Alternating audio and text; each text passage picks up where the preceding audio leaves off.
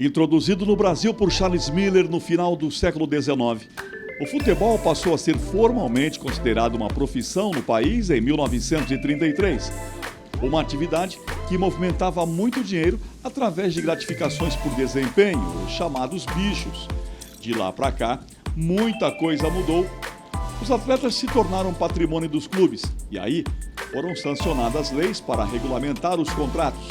Sonho da maioria dos garotos, o futebol é a única esperança para inúmeras famílias, principalmente para quem não teve muitas oportunidades nos estudos, mas adquiriu um talento especial quando não nasceu com ele. Alguns jogadores recebem quantias astronômicas, mas para a esmagadora maioria, a realidade é bem outra. No Brasil, não é raro encontrar jogadores profissionais ganhando um pouco mais que um salário mínimo. Ninguém melhor do que um profissional do futebol para vivenciar, para compartilhar conosco aquilo que ele vivencia no dia a dia. Esse é mais um Profissionais e Profissões.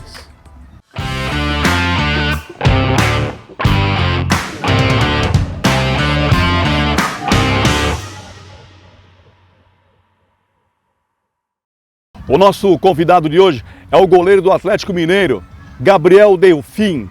Muito bem, tudo bem, Gabriel? Tudo bom sim, Edilson. Muito obrigado pelo convite. Agradeço bastante vocês a oportunidade de estar aqui, compartilhando um pouco da minha vida pessoal e profissional com vocês. Nós que agradecemos aí essa fera do futebol, né? Muita gente não sabe, mas o Gabriel começou a sua carreira aqui em Cubatão, ou aqui na região, né, o Gabriel? Conta pra gente como é que foi. Sim, comecei aqui em Cubatão, na verdade, com 4 anos no futsal do Aimoré, do falecido professor Ná. Tive bastante passagens pelo futsal, onde consegui ser campeão paulista também no Ocean, time da Praia Grande. Aí com 10 anos eu passei para o campo, com 14 decidi parar com o futsal e focar somente no campo. Com 13 tinha uma passagem no Santo André, Portuguesa. E com 15 para 16 eu fui para o Atlético Mineiro e estou lá até hoje. Caramba, já tem bastante tempo que tu tá lá. Tem. Agora me fala uma coisa, o pessoal costuma falar que o goleiro é o ponta esquerda que não deu certo. Aconteceu contigo isso aí, não? Aconteceu, mas eu tinha qualidade. Comecei na linha, chorava em bastante treino. É mesmo? Todo treino inventava uma dor diferente pra minha mãe. Até que um dia que ela falou que ia me tirar do futebol. Ah, é? Aí eu pedi pra ir pro gol e nunca mais saí. Mas, como goleiro, desde o início lá, dessa tua trajetória que você comentou pra gente, sempre foi goleiro ou ainda começou, de repente, batendo uma bolinha de ala no futsal, depois no campo ainda chegou a ser aquele lateral improvisado ou só gol? Não, eu comecei na linha, assim, no futsal, como eu falei, no Aimoré. Uhum. E às vezes no campo, mais novo, 10, 11 anos, quando faltava jogador, eu ia pra linha. Mas nunca eu levei a sério muito a linha, o que eu gostava mesmo era o gol. Foi onde eu fiquei e tô até hoje. Você não é nascido em Cubatão, você é nascido em Minas, é isso? Isso, sou registrado na cidade de Simonese, em Minas Gerais. Mas toda a minha infância foi aqui em Minas, crescido no Jardim 31 de Março, em Cubatão. Que legal. Depois vim aqui pro Casqueiro. Ô Gabriel, me fala uma coisa. Muita gente tem a curiosidade de saber como é o dia a dia, como é a vida de um jogador de futebol, independente da posição. Mas muitas crianças, muitos jovens, esquecem da parte do estudo. Como conciliar estudo e futebol? Conta pra gente. Então, o começo, assim, que eu falo a parte de alojamento, é bem mais difícil, porque você vai estar longe de casa, longe dos familiares. Sua cabeça vai estar pensando em mil e outras coisas. Uhum. Você vai querer estar focado no futebol, mas lógico, você tem que tirar uma parte do seu tempo para os estudos, focar nos trabalhos assim, de escola, porque nem no Atlético a gente tinha normalmente 1 hora por dia que tinha que tirar para focar nos estudos na sala da nossa pedagoga. Legal. Isso ajuda bastante, lógico, para não deixar a gente largar a escola, esquecer de tudo, porque o estudo também é fundamental para a nossa carreira. Você acredita que o jogador de futebol, independente de quanto ele ganhe, mas ele precisa ter uma outra formação profissional? Eu acredito que sim, porque vai ser muito importante para a carreira. Carreira de jogador, como todos sabem, dura pouco, até uns 35 é a média de idade que o pessoal normalmente para. Lógico que é importante a pessoa ter outra formação, aí depende, vai variar da pessoa para pessoa também. Dentro do próprio futebol, né? Hoje o futebol ele te dá condições de você ser um fisiologista, um fisioterapeuta, um gerente de futebol, aprender também a parte administrativa do futebol. Isso, verdade. Muitos jogadores quando param decidem ser técnico, assim como minha posição preparador de goleiro, muitos também partem para a parte que agencia, empresários, tem a direção do clube, coordenador e assim por diante. Gabriel, quais os maiores desafios que você enfrentou no início da sua carreira? Você já falou que passou pelo futsal, jogou na Portuguesa, teve todo um início aí para que você chegasse hoje num clube que é uma vitrine como o Atlético Mineiro. Quais os desafios que você enfrentou nesse decorrer do caminho, nessa tua história? Sim, quando a gente é menor, normalmente ninguém nunca leva a sério, tudo uma brincadeira para a criança, mas aí quando eu comecei a jogar o futebol de campo, assim, devia ter uns 11, 12 anos, não gostava muito do que acontecia dentro da Portuguesa ali. Foi um momento que eu pensei em parar, queria largar o futebol. Aí onde chegou a minha mãe, não deixou eu ter essa decisão, fez eu continuar. Mas aí um momento também difícil foi nos meus 15 anos, onde eu fui embora da cidade, fui morar sozinho em Minas. Foi bastante difícil mesmo, porque acostumado a estar junto com família, amigos.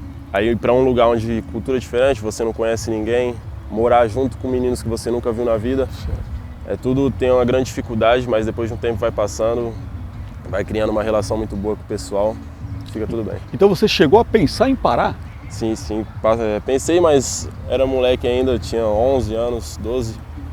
Foi um momento onde o futebol, para mim, eu não gostei de algumas atitudes que aconteceu dentro da Portuguesa, pensei em parar, mas aí minha mãe não deixou isso acontecer e graças a Deus tá tudo dando certo. Falando coisas que você de repente não gostou na Portuguesa ou em qualquer outro clube, decepções no futebol acabam sendo normais, né, no dia a dia. Por exemplo, já teve alguma decepção? Assim, você fala decepção no cotidiano ali. Isso, no dia a dia ali, de repente esperou que seria chamado para um determinado jogo importante e foi preterido pelo treinador, esperou que de repente ia ter uma convocação, por exemplo, ou sei lá, no próprio até o resultado do jogo. Essas decepções tem de monte, porque muita gente não sabe, mas ainda no futebol tem muita máfia. Mas teve uma vez comigo que aconteceu, lógico, não vou falar o que aconteceu, sim. Mas em um certo momento eu vinha de titular o campeonato todo brasileiro, aí eu teria provavelmente uma chance de ir para a seleção. Aconteceu um esquema dos caras que não deixaram acontecer. E fala sobre conquistas. O jogador de futebol, ele é movido a conquistas, né? Todo dia ali ele está treinando, que a gente já vai falar já de treinamento, principalmente você que é goleiro. Conquistas que você já teve no futebol. Você me mandou algumas imagens que a gente vai colocar agora no programa. Me fala das suas conquistas. Conquista principalmente para mim é a família. Ter a família bem com tudo que eu ando conquistando no futebol, para mim é a principal parte. Mas tirando isso, dentro do futebol, graças a Deus pude obter muitas conquistas. Assim que cheguei no Atlético, eu pude conquistar a Taça BH e o Campeonato Mineiro. Dali em diante também, no meu sub-17, ano bom, não tive assim conquista em título, mas tive bastante conquista em questão pessoal e profissional, tudo que eu queria conquistar naquele ano. Depois daí para frente pude conquistar o Brasileiro Sub-20, graças a Deus, e dali para frente eu pude conseguir subir profissional, onde conquistamos o Campeonato Mineiro e a Supercopa do Brasil. Interessante também que você, quando fala de uma semifinal de uma Copa do Brasil, de um campeonato brasileiro e tal, você esteve lá e foi decisivo, não é? Porque você é um exímio pegador de pênaltis. Sim, esse Campeonato Brasileiro Sub-20, na verdade, quem era o titular era o Jean, o goleiro, mas no jogo de ida da semifinal ele acabou tendo uma contusão no nariz, que não pôde terminar o campeonato. Eu entrei no jogo de volta, essa partida foi para os pênaltis, a gente teve a felicidade de ganhar. E no jogo da final, a gente ganhou o primeiro jogo de 2-1 em BH. E no jogo de volta lá no Paraná, a gente acabou perdendo de 1-0 por falha minha, e acabou indo para os pênaltis. Tive a felicidade de defender e sair campeão. E aquela hora que você vibra ali, quando você defende aquele pênalti, qual foi a sensação? Que você estava se redimindo daquele erro, foi isso? Eu que não tenho muito costume de comemorar assim, pênalti, eu sou mais tranquilo. Aquele momento eu tive que colocar para fora a minha felicidade, porque estava entalado o erro que eu tive durante o jogo. Se a gente perde ali ia ser culpa minha. Mas ali foi uma expressão de muita felicidade também, botar para fora tudo que eu estava sentindo depois daquele pênalti. Nós tínhamos um goleiro chamado Valdir Pérez, que faleceu há alguns anos, foi goleiro da Seleção Brasileira de 1982 e também era um excelente pegador de pênaltis. Apesar que você tem em casa lá um pegador de pênalti que é o Vitor, né? O Vitor é excelente pegador, o São Vitor lá no Atlético. E o Valdir, ele falava para todo mundo, inclusive para nós da imprensa, alguns segredos para pegar o pênalti. Qual é o segredo para pegar pênalti do jeito que você pega? Porque eu vi várias defesas suas em cobranças de pênalti. Uma das coisas que eu vi que você utiliza muito são quando pula, deixar os pés, né? Técnica, assim, não tenho muito. Eu gosto de avaliar bastante como está o posicionamento do corpo do batedor, o jeito também que ele coloca o seu pé de apoio na bola, como vai sair a batida. E normalmente quando pula, a maioria dos goleiros deixa o pé, né? Porque hoje em dia tem muita batida no meio. E aí, às vezes acontece da gente sair antes se não conhece o batedor, mas também hoje em dia tem muito estudo. O pessoal da análise ajuda bastante, onde a gente pode ver todas as batidas do batedor. Aí é olho no olho ali? É olho no olho, tentar entrar na mente dele, fazer o possível para que ele perca esse pênalti. A gente falando hoje em dia do futebol, a gente vê que existem algumas exigências, né? Para o goleiro, por exemplo, hoje, que o goleiro jogue melhor com os pés. Né, tenha uma saída, e você tem também um exemplo em casa, que é o Ederson, né? Que é um goleiro que é um dos melhores aí nesse quesito. Já está se aprimorando nesse ponto também? Como é que está a sua pegada nessa? Sim, como você falou, o futebol vai sempre se atualizando, né? Agora veio a parte do goleiro ajudar bastante na saída com os pés, que acaba sendo de verdade o 11º homem da equipe. Sim. Ajudando bastante a tirar da pressão, e como você falou, o Everson se não for o melhor do Brasil mesmo nesse quesito. E o futsal me ajudou bastante, porque o futsal é um jogo rápido, utiliza bastante os pés, pude levar isso para o campo e por causa dele mesmo tenho muita facilidade de poder estar jogando com os pés. Essa tua pouca trajetória aí, curta trajetória, embora vários títulos e esteja muito tempo lá no Atlético, qual é o seu maior ídolo da profissão? Meu maior ídolo? Sim, eu gosto bastante. Não digo ídolo, eu falo assim, gostar do pessoal lá de fora, mas eu também admiro bastante os que trabalham comigo. Hoje, como posso estar fazendo parte do elenco profissional, admiro bastante o Rafael, Everson, Matheus Mendes também, que trabalhou comigo. Gosto bastante desse pessoal assim, como pessoa, caráter e profissionalismo deles. Não digo assim um ídolo, falo bastante gostar do pessoal. Como é que é o dia a dia do jogador? Acorda cedo, principalmente nos dias de concentração. Comenta para essa rapaziada aí, porque tem muita gente que pensa que jogador é só ganhar dinheiro, né? Ganhar dinheiro, andar de carro bonito, ter namorada bonita. Não é bem assim não, tem as pegadas fortes lá, né, Gabriel? Normalmente o pessoal vê só a parte final, né? Que é onde é o espetáculo dentro de campo, mas ninguém vê os bastidores. Como eu falei para você da dificuldade de ficar longe de casa, longe de amigos, familiares. Mas essa parte da concentração sim, tem que ser bem regrado, alimentação, sono, que é o descanso, que faz parte principal da vida de um jogador. Muito bom. Será que ele pega pênalti mesmo, de verdade? O cara é bom pegador? A gente já viu nas imagens que é, né? Então vamos fazer o seguinte, enquanto a gente dá um tempinho para o nosso intervalo, toma aquela água, porque aqui está calor hoje, e a gente está num ambiente do próprio Gabriel, no campo de futebol. A gente vai falar na volta, depois que a gente bater uma bolinha aqui, a gente vai falar sobre racismo no futebol e tantas outras coisas. Não saia daí, porque o Profissionais e Profissões volta já já.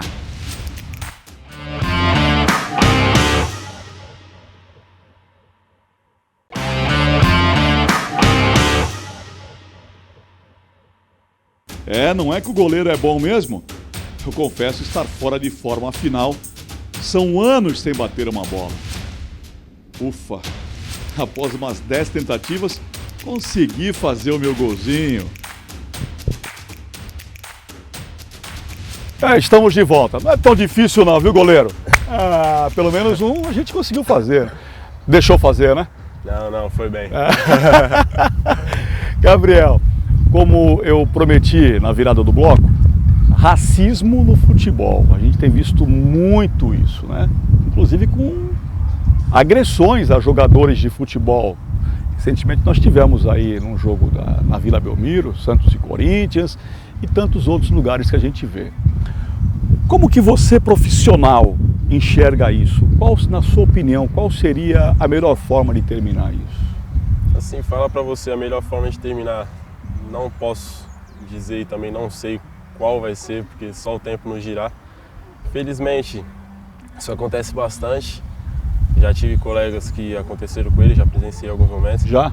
Sim, eu sei que é muito difícil, graças a Deus comigo ainda no futebol não aconteceu, mas já me ocorreu na vida pessoal, no mercado com a minha mãe. Olha só! Com a minha mãe. Mas isso já passou, não guardo rancor de ninguém, mas é uma coisa chata que acontece. Mas é uma coisa que há de se pensar, né? Porque o mundo está tão avançado, né? Uhum. A gente teve aí aquele episódio de jogarem banana no campo, Sim. daquela vez do Daniel Alves, daí por diante. Falando em Daniel Alves, falando em craques aí do nosso futebol, você já teve uma certa relação ali, um relacionamento de profissional com vários astros do futebol. Uhum. Comenta alguns aí pra gente. Então, como eu tinha dito para você aqui, esse ano em janeiro eu tive a oportunidade de estar subindo e fazendo parte do elenco profissional. É uma alegria imensa de estar junto com esses grandes craques, como você disse, Hulk, Nacho, Everson, Rafael. Esse pessoal de grande nome dentro do futebol brasileiro, alguns mundial também, lógico. Guilherme Arana, Hever, que é um ídolo. Tive a oportunidade também, enquanto o Vitor jogava ainda, de treinar com ele. Olha só, cara. E hoje ele é diretor do Atlético, entre vários outros nomes também. É um dos grandes ídolos do Atlético, né? O pessoal chama até de São Vitor. É um dos grandes mesmo, se não for o maior. Porque teve o João Leite lá nos Sim, anos 70, sim. né? A gente teve alguns nomes aí. O próprio Tafarel foi goleiro do Atlético, né? O Tafarel que foi tetra, né, em 94. Isso. E foi um excelente goleiro. Depois chegou até a trabalhar também pro Atlético, uma época depois, eu não sei para onde que o Tafarel está. Mas esse dia a dia com os profissionais é dessa forma. Você acaba se sentindo gratificado por estar ali. E cobrança da torcida, como é que você lida com isso? A cobrança da torcida assim também é bem grande. Por ser um clube grande, a gente é movido a conquistas. Sim. O torcedor sempre vai estar nos cobrando, sempre. Assim, lógico, tem momentos que ultrapassam dos limites, mas isso é normal, tem que saber ficar tranquilo com essas cobranças que vêm de fora. Nosso papel é jogar bola dentro de campo e dar alegria para eles. É muito triste, né, quando a gente vê, de repente, um companheiro de trabalho ser perseguido fora de campo. Sim. E acontece, porque de repente você está ali jogando, você quer vencer, não é, o Gabriel? Você não está ali brincando, não é verdade? Nesse ponto, quando você vai para uma final ou para um jogo importante, tem um jogo importante na semana e de repente, por algum motivo, são duas ocasiões que a gente vai colocar aí. A primeira, contusão.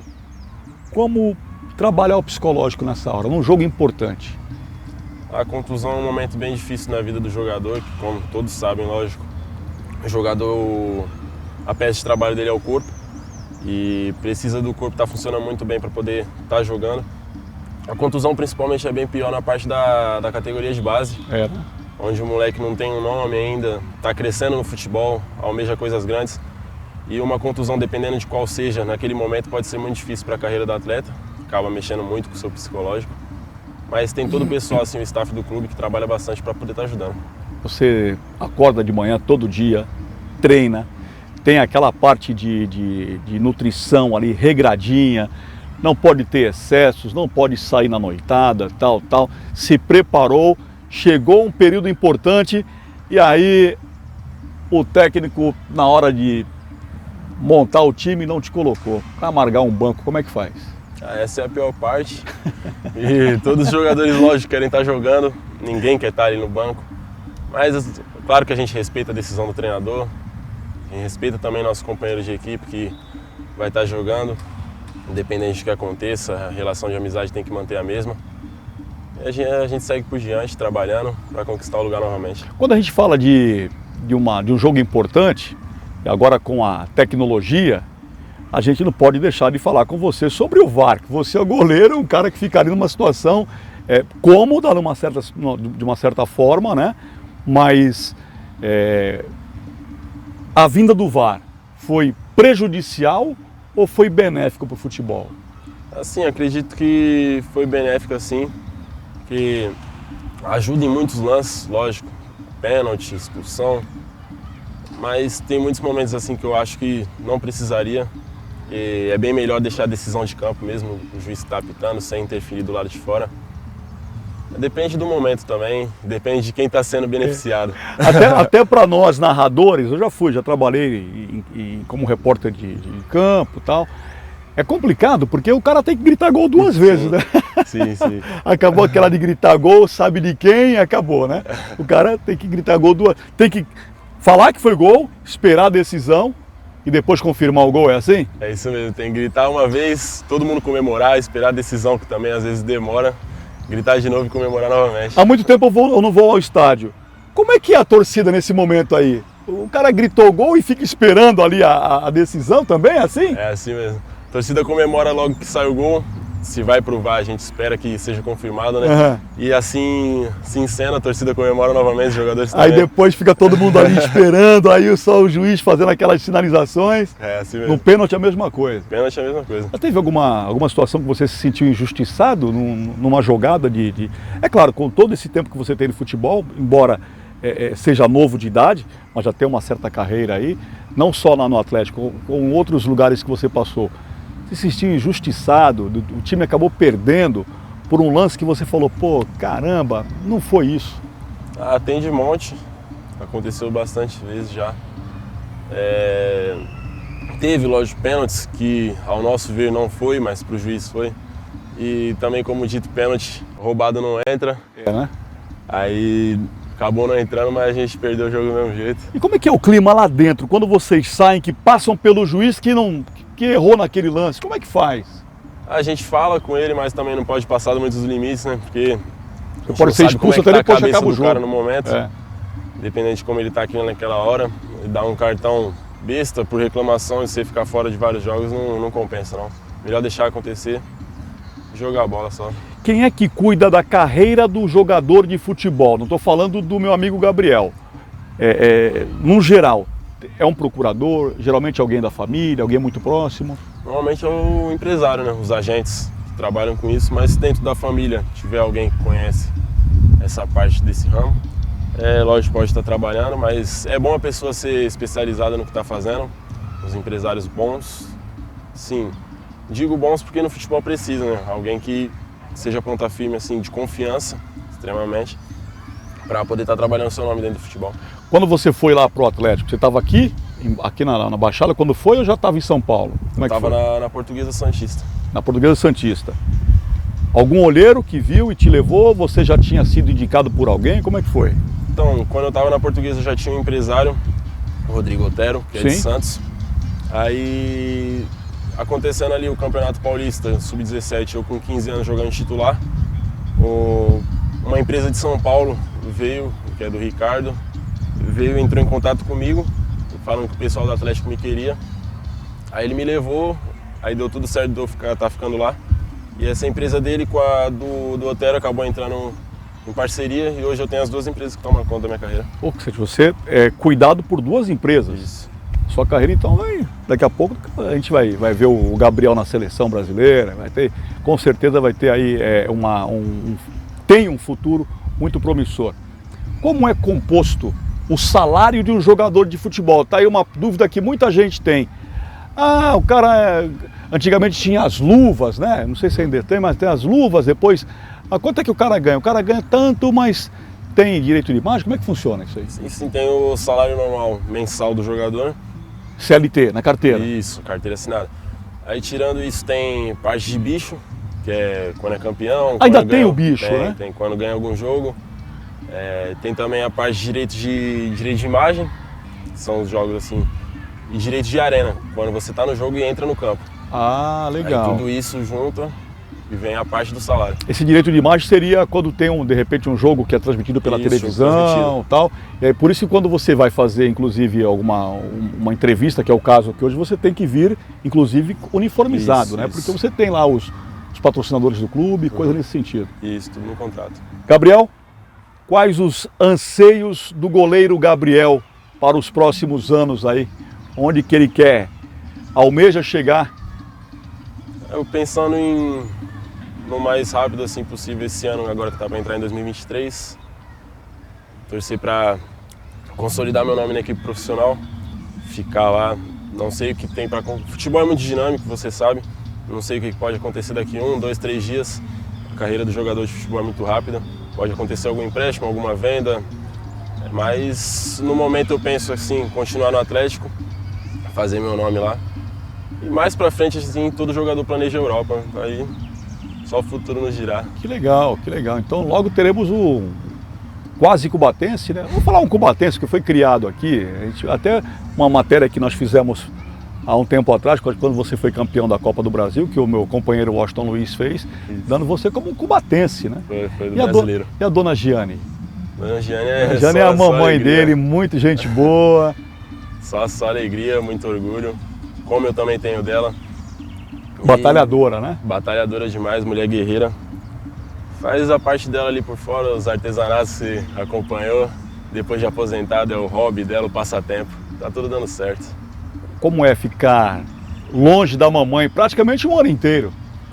Ah, é muito longe difícil. Da família, na verdade, né? Lá você mora com quem? Você mora no clube lá? Eu moro sozinho no apartamento. Aham. É muito difícil essa parte, mas com o tempo a gente vai acostumando. Como eu tinha comentado aqui antes, vai fazer 5 anos que eu estou em Minas. Nos primeiros foi bem difícil, mas depois a gente acostuma. Lógico que tem a saudade, mas quando der a gente mata. Todo mundo que está assistindo a gente aí, principalmente os mais novos, que querem ingressar no futebol, aí vai a dica, ou eu quero que você passe as dicas de como ter sucesso, porque hoje considero você um jogador de sucesso. Dentre tantos outros que tentaram e não conseguiram, você, graças a Deus, é um exemplo para a nossa cidade de Cubatão, para a nossa Baixada Santista, é um exemplo daqueles que tentaram e conseguiram. Fala para mim, dica para o sucesso do jogador. A principal dica, assim, é se é isso que você quer levar a sério. Lógico, ter cabeça boa, ser bem profissional no que você está fazendo. E a principal mesmo é, como eu falei, levar a sério mesmo. Se é isso que você quer, continua, batalha, trabalha, que uma hora você vai ser recompensado. Nós estamos gravando em novembro, começou há pouco a Copa do Mundo. Você está de férias até que dia? Estou de férias até dia 13 de dezembro. Aí tem pré-temporada. Como é que é a pré-temporada que o pessoal tanto fala? Pré-temporada é a pior que pegada existe. mesmo. É pegada, porque tá todo mundo voltando de férias ali, lógico que tem que tirar um tempo para descansamento, descansar o corpo. Mas na hora que volta a batida é forte. É treino 2 períodos, academia, campo, academia, assim por diante. Mas é isso que faz a vida de um jogador. Como eu tinha falado, a gente trabalha com o nosso corpo, tem que estar 100%. E quando está aqui na Baixada, não deixa de treinar, está sempre treinando. Não deixa de treinar, como eu disse para você. A semana assim que eu cheguei eu tirei para descansar, não fiz nada. Só aproveitei com a família e amigos. Mas a partir de agora já estou voltando aos treinos. Beleza. Bom, gente, primeiro eu queria agradecer, Gabriel, e pedir sempre a Deus que Ele te ilumine e que você tenha muito sucesso nessa tua carreira que já é vitoriosa. Quero agradecer você, a sua mamãe, Dona Giane, agradecer ao SESI também, a Luiz Atrari, o pessoal do SESI que abriu as portas aqui do SESI para que nós viéssemos fazer esse programa aqui. Inclusive você já treinou aqui no SESI, né, Gabriel? Sim, passei um tempinho aqui quando eu estava sem um clube assim jogando. O pessoal daqui abriu as portas, o Bolinha, que era o professor, me ajudou bastante, deixou eu ficar um tempo aqui treinando com o pessoal. Aí depois que eu saí, se eu não me engano, fui para Portuguesa. Aí dali já era. Então conhece bem aqui onde eu fiz o gol em você já conhecia. Conheço. Gabriel, muito obrigado, Deus te abençoe. Sucesso de verdade. E eu quero te ver na seleção. Não vai demorar muito não. Tá com 20? Estou com 20. Tá com 20? Tá chegando uma hora. Quem sabe na próxima Copa. Amém. Meu irmão, um grande abraço para você. E você, gostou? Tem alguma dica, alguma sugestão de pauta? Mande e-mail. Anota aí, tvcâmara@cubatão.sp.leg.br. Não só no Profissionais e Profissões, em qualquer programa da grade da TV Câmara Cubatão. Para você, meu muito obrigado. Que Deus acompanhe a todos. Fiquem com Ele. E até o próximo programa. Valeu!